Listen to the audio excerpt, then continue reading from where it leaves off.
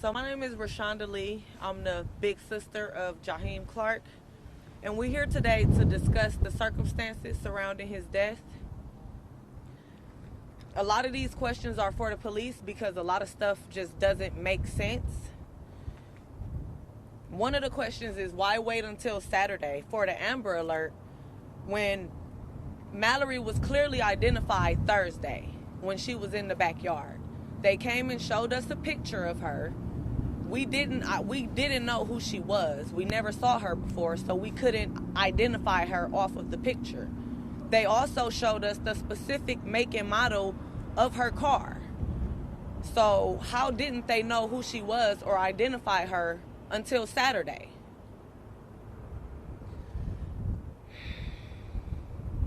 Another question is, it says she died of multiple gunshot wounds.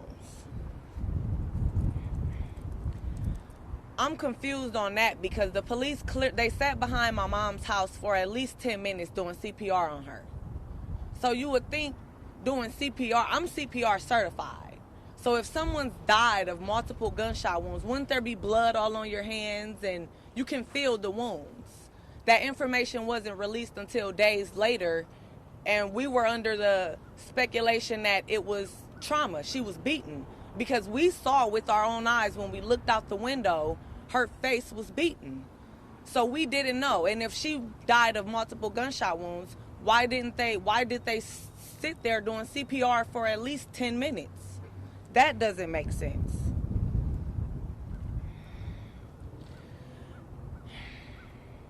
I saw my brother, Jaheem Clark, after the alleged suicide. And it does not look like suicide at all. You know, it's like a dent in the car. There was a dent in his head. Below the dent was a knot. His eye was cut right here. And you could tell someone tried to sew it or glue it back together. This is from right here down to right here. It's cut. You can clearly see that. Along with more than one bullet hole in completely different places. So yeah, bullets travel, but in this case it's impossible. Can it travel out and go back in? I've never heard of that. I mean, I've never heard of it. He also had, it looked like defensive wounds on his hands that we can clearly see that they were fresh. His lips, they were swollen. You can tell that they were bleeding. His nose was swollen. All of this does not say suicide at all. Burn marks on his hands.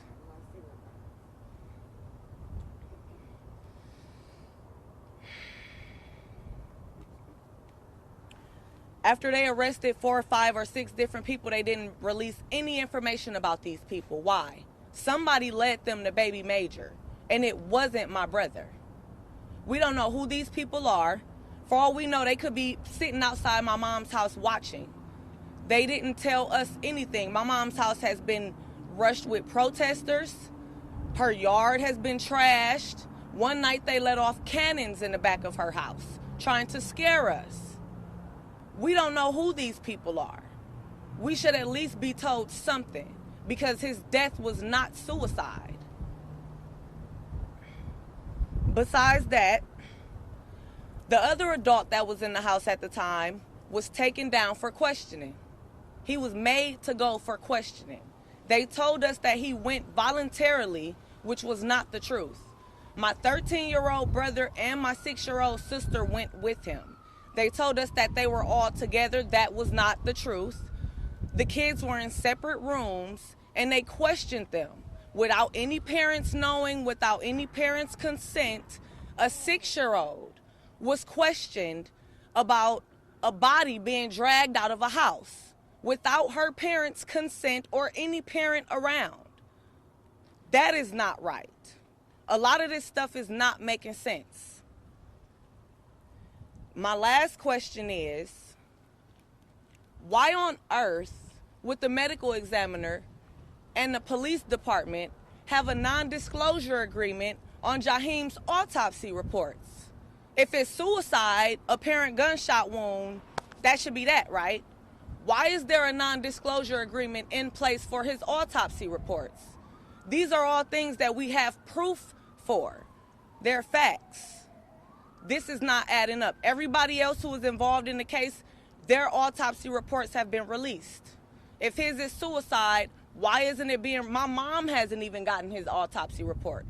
On top of them not letting us identify his whole body after the fact. They told my mom, you can identify your son at the funeral home. They didn't even give her proper grieving process. So we want answers, because we'll be out here. Justice for Jaheem.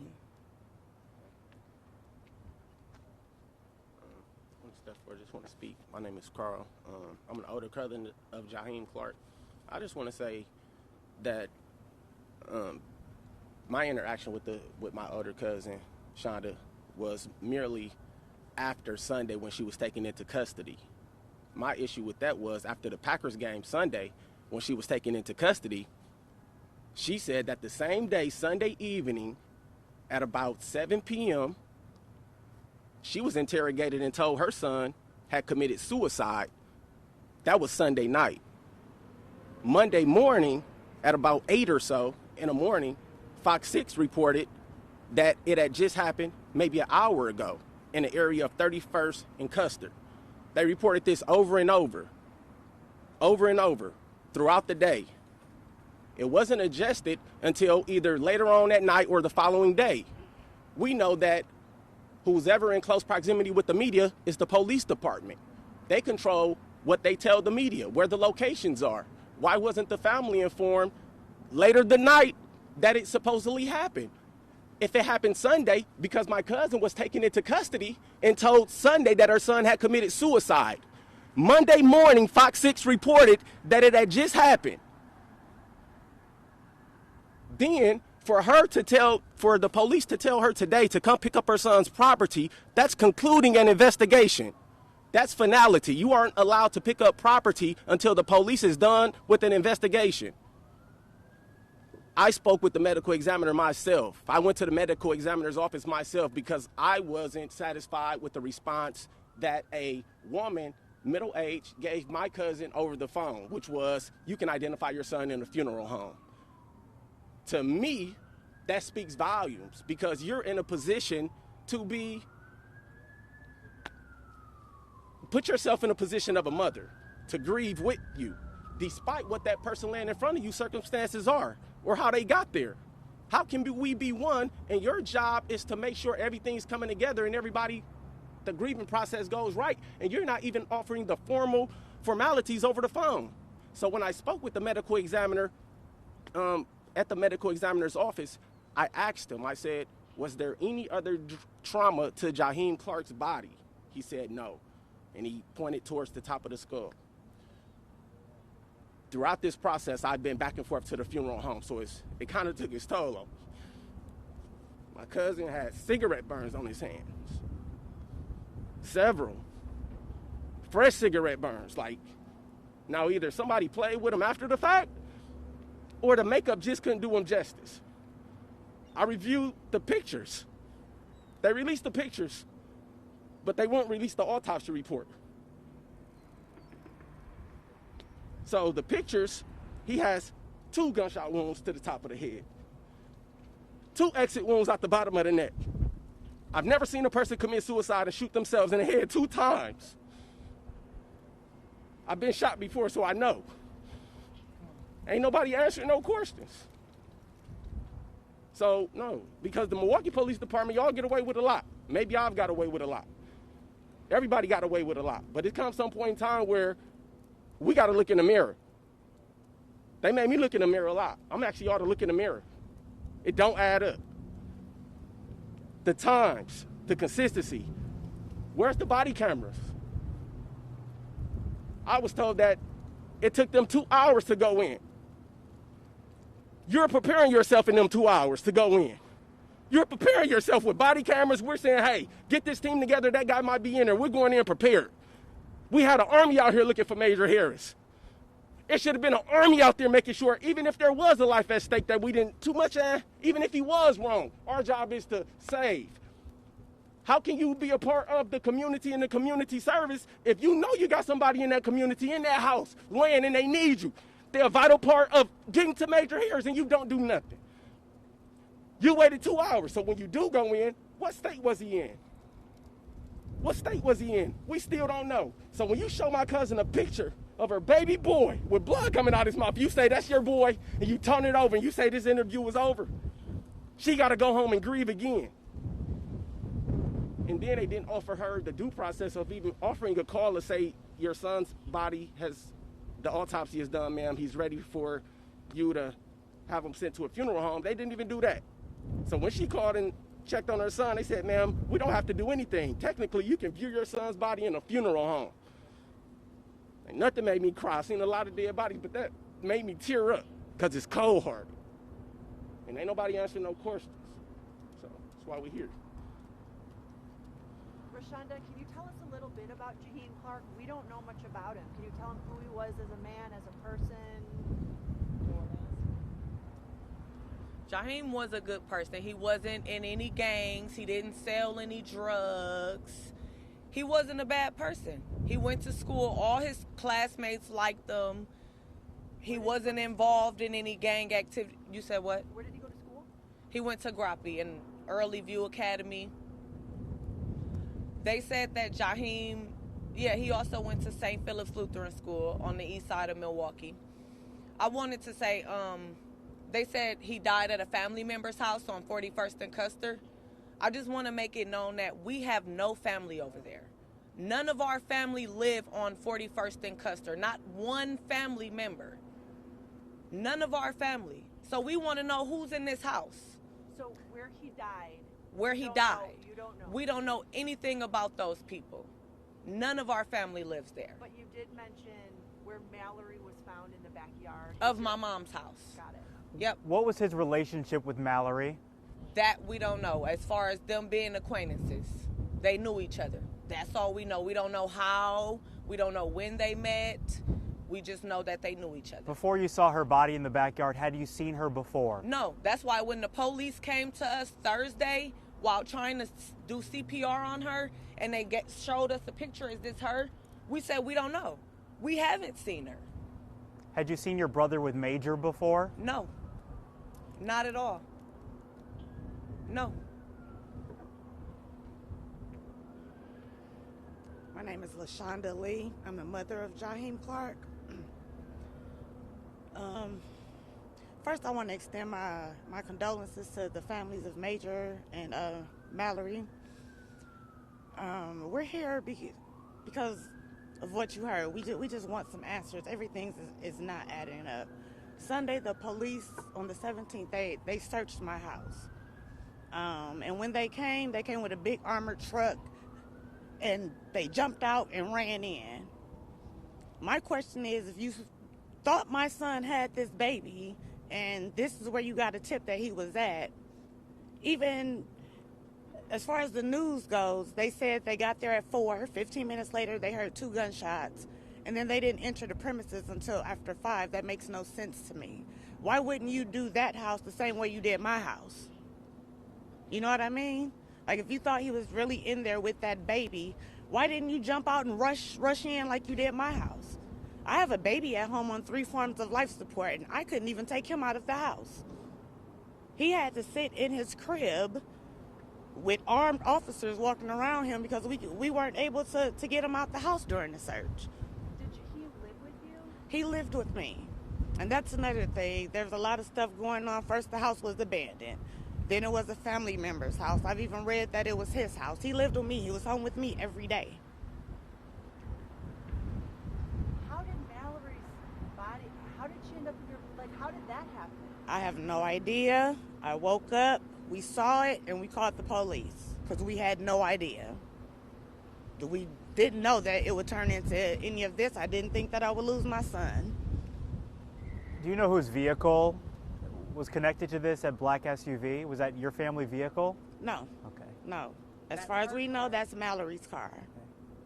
And what day did you wake up and find her? It was October 14th.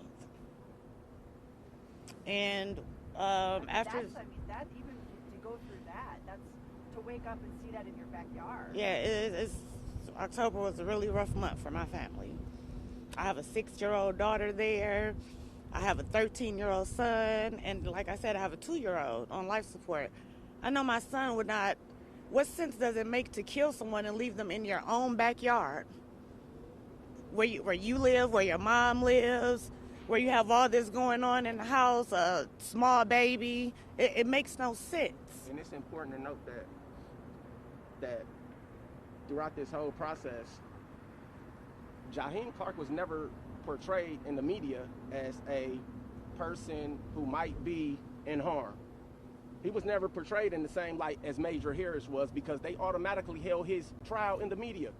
He was always a suspect. He was always, even now in death, it's, well, the suspect who apparently turned the gun on himself. We're tired of hearing that. He didn't turn the gun on himself. Just so you know, I mean, police tell us he's the only suspect. Just so you know. It's impossible. Do you believe that your son was framed? I do. Yes. The last time I spoke with my son was Thursday, and he told me that he knows who did it, but he couldn't say anything because they knew where I lived at. Jaheem told you he knew who had killed Mallory yeah, I and think Major? he knew too much, or he saw too much, and his life was in danger. That's what I believe. And for him to have 2 gunshot wounds, one like here, one here, his forehead is dented in, there's knots right here, and there's burn marks on his hands. I have the pictures to prove it. And have you told police about that conversation? Yeah, they had my phone tapped, so they know. yeah, What did they say about that? they didn't say anything about it. At that point, was he trying to hide? I believe he was trying to hide and protect us, because that's just how he was. Well, and I mean, you know, so much focus has been on Mallory and Major, but you lost a son, you lost a baby. Yeah. Yeah. Can you talk? I mean, you've also been going through hell for this. Like my cousin said, I haven't had time to grieve properly. They had my phone tapped, so when I did talk to my son, they knew I'd talked to him. When they came and searched, that was on the 14th. When they searched my house on the 17th, they arrested me for obstruction because I told them that I hadn't talked to him. And it's They took important me to note that downtown. This was after a call to Jaheem. They came Yeah. right in and did a warrant right away. Yeah. They took her into custody after the call to Jaheem. On They Saturday. pinged it. If you can ping one phone, you can ping another. They pinged this location. They were always in that 35th Street area. Straight to 35th Street they went. Our thing is how they portrayed him to be in the media. They wanted to get this case over with right away. They wanted to be the people that solved it right away. With all due respect, when it comes to people, there shouldn't be a skin color. We shouldn't see that. But with all due respect, we have 9, 10, 11, 12, 13 black women in this city right now died from gunshot wounds, senseless. Traffic disputes, pull up, people knock their brains out. African American women. I don't see the police force putting in 10 times the effort that they did for Mallory and baby Major Harris. With all due respect to them, condolences to their family. But we have lost 13, 14 African American women of the same age, with the same hopes and aspirations, and the police have not done anything. They haven't put units out here to look for them, but when it came to Mallory Harris from the suburbs, they were down here in forces, and they were willing to solve that case by all means. And when they found out my cousin Jaheem, it was at his home. He was a suspect from the beginning. He did it. He was on the run for it, and suicide. I think they didn't Family do didn't have a access thorough to the autopsy or investigation anything. before they named my son as a suspect. I don't think they did a thorough investigation before they named him as a suspect. And like I was saying before, Your six-year-old child was the one brought into questioning. Yes. yes, while I was in custody, they took them in for questioning. I had no idea that they were questioning them. That was on Sunday. The same day that they came into the interview room during the middle of the interview and told me that they had good news and bad news. The good news is they located my son. The bad news is when the police got there, he ran in the bathroom and took his life, which is completely different from what they're saying in the media. This is what they told me in the interview room. Sunday night. That when the police entered the premises, he ran into the bathroom and he took his life. A few moments ago, you said you believed that your son was framed by who? Who was he hanging out with? I have no idea. I didn't even know Mallory. So I have no idea. Do you think that he even had a connection with Mallory, or that maybe she was connected with someone else that he knew? I think he might have met her through somebody that he knows, but I'm not for sure. I'm not for sure. So really, what's your message here today? What do you want to hit home? My main thing is I want my son's name to be cleared. I don't think that he killed Mallory. I don't think that he killed Major. I think there's probably one person who killed all three of them. And I don't want the police to just wrap it up as, dead men can't talk. So it's easy to just sweep it under the rug. And I don't even think they're investigating my son's death as a homicide at all, despite how the condition of his body. You say that your son was concerned about your safety. Are you concerned now that perhaps somebody who may have killed your son is out there? Yes. Yes, we've had to pack up our kids while my son is on dialysis. We've had to tote the dialysis machine from my daughter's house, my son's house, just because we didn't feel safe. Because we don't know who these people are. And I do truly believe that my son was hiding, and I think that he was set up. How often are you in contact with police? I haven't talked to police since I was released on Monday the 18th. They have not contacted me at all. Which is another red flag. Well, just so you know too, like when you say, Mallory and Major's death are non-disclosure too. Just for us Okay. to be calm. They give us the information that they were shot or how they died. Uh-huh. But they're not releasing autopsy reports to anyone. Just so you're aware, it's not just you. Okay. I think because it's an active investigation. Okay. Anything else you guys want to add? No, that was it. It's a lot to go through. Yeah. We have those of you who spoke just say your names and spell them so we have the correct spelling and pronunciation. My name is Lashonda Lee, Lashawanda. Last name Lee. I'm the mother of Jaheem Clark. My name is Rashanda Lee, Rashondalee. I'm his big sister.